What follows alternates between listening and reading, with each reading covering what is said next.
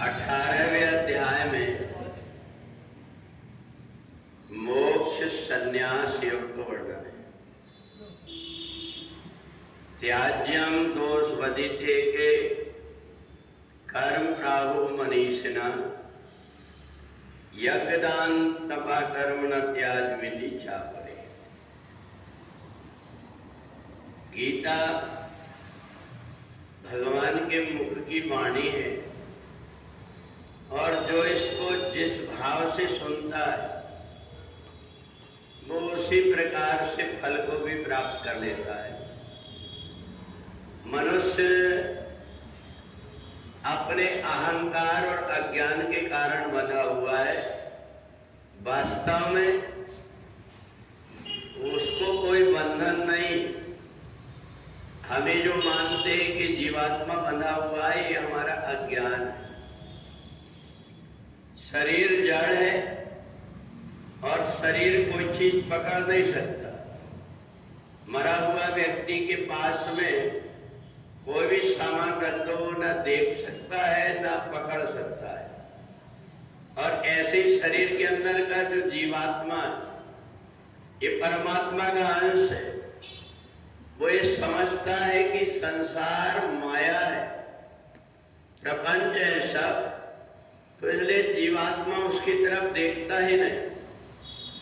परंतु जब अज्ञान व्यक्ति को आ जाता है तो बड़े बड़े ज्ञानी व्यक्ति भी कर्म में उलझ करके रह जाते हैं।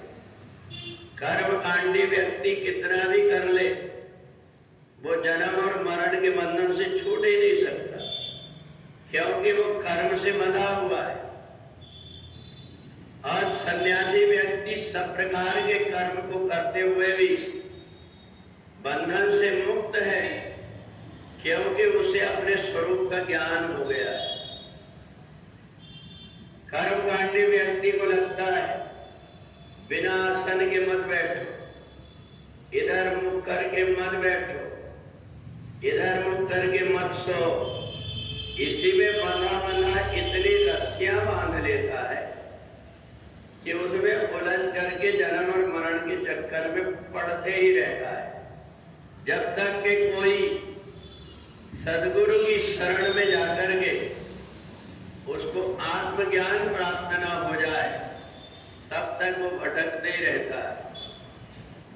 जहां कहीं वैदिक मंत्रों से जो देवी देवता की हम स्थापना करते हैं, जहां सभी व्यक्ति पूजन पाठ करने के लिए दर्शन करने आते हैं, उनकी आस्था जुड़ी रहती है, ऐसा स्थान तीर्थ बन जाता है। और उन मूर्तियों के सामने बैठ करके जब हम पाठ करते हैं, पूजन करते हैं, तो उसका अनंत गुना पुण्य प्राप्त होता है। पूजन तो हम अपने घर में भी कर लेते हैं, परंतु देव स्थान का और तीर्थ का अपना एक अलग महत्व रहता है।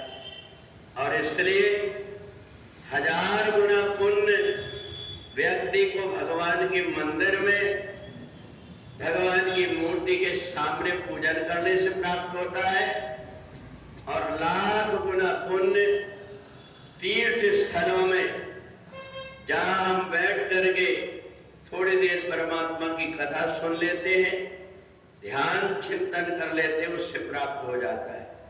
इसलिए ज्ञानी व्यक्ति कहीं भटकता नहीं, कहीं बंद करके नहीं रहता।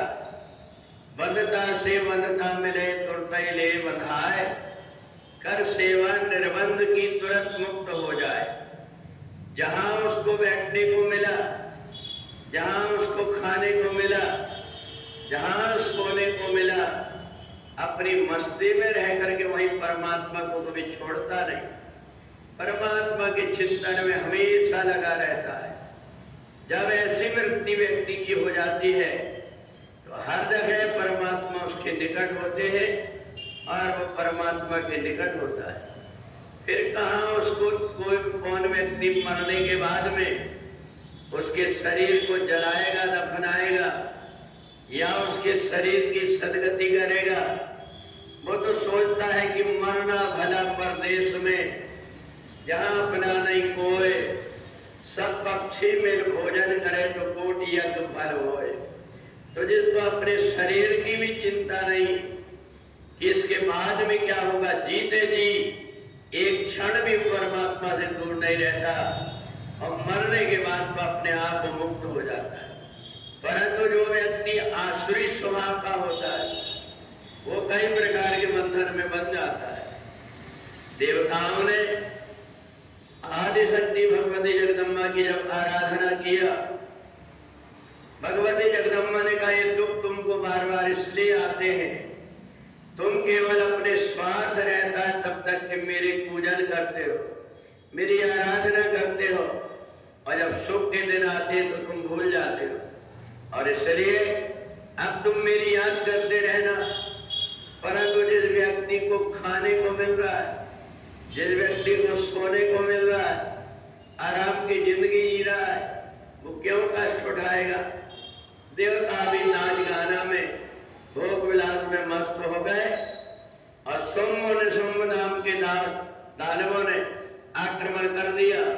सारे देवता इधर उधर भागते रहे।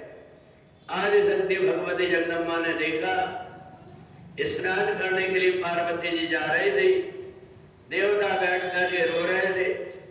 आदि शक्ति भगवती जगदम्बा ने कहा क्या हुआ? बोले माता जी फिर गलती हो गई, हम आपको भूल गए, राक्षसों ने आक्रमण कर दिया। उसी समय पर पार्वती जी के शरीर से आदि शक्ति भगवती जगदम्बा काली प्रकट हो गई और उन्होंने कहा कि चंड और मुंड दोनों दानवों को अभिवत करती हूँ। और भगवती जगदम्बा ने अपने हुंकार मात्र से चंड और मुंड दोनों का वध कर दिया और दोनों का सिर ला करके आदि शक्ति भगवती जगदम्बा को भेंट कर दिया। माता ने कहा तुमने देवताओं के लिए चंडमुंड का वध किया है, इसलिए चामुंडा के रूप में तुम्हें पृथ्वी में लोग पूजन करेंगे। जो भी तुम्हारा ध्यान करेगा, तुम्हारी कथा सुनेगा, उसके ऊपर हमेशा तुम्हारी कृपा बनी रहेगी। तो इस प्रकार से भगवान कहते हैं कि परमात्मा को चाहे जहां रहो वहां परमात्मा को छोड़ो मत, तो परमात्मा हर समय तुम्हारे साथ में। बोलिए जगदम्बा।